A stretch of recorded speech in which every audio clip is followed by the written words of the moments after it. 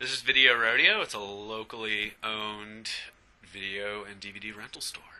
So we've been open for about 7 years, and essentially the store was opened by an English professor, actually a film professor in the English department, and he decided that he'd like a good video store, an alternative to the blockbusters and all the sorts where we could rent out movies to people at a cheap price. And interestingly enough, he just kind of put together all of his favorite parts of every one of the cool video stores he'd been to around the nation and decided to kind of make this an amalgam of all that.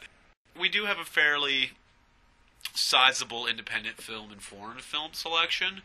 And granted that you can get a lot of this on Netflix, I would say we do try to cater to the intelligent, discerning customer. I know it sounds silly, but I mean, So it's more selective. we are fairly selective.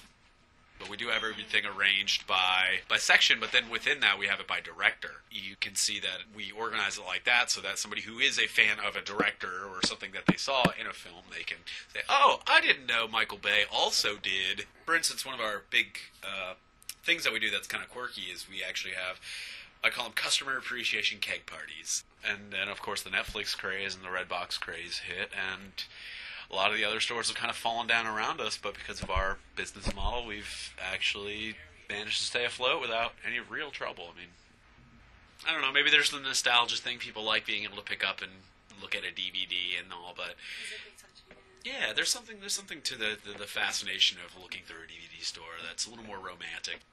It's interesting because a lot of people who come here also have a Netflix account, ironically, and a lot of people. There's something romantic about this. It's almost like being the curator of a museum or a record shop or something. There's still some kind of nostalgia and romantic idea tied to the video store.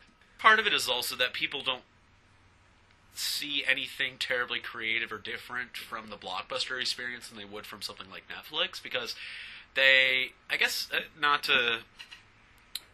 kind of take what you said earlier, we cater to a slightly different crowd than that, and I think the typical blockbuster kind of Netflix, they carry similar crowds, so people just say, well, this is more convenient to just do it from home.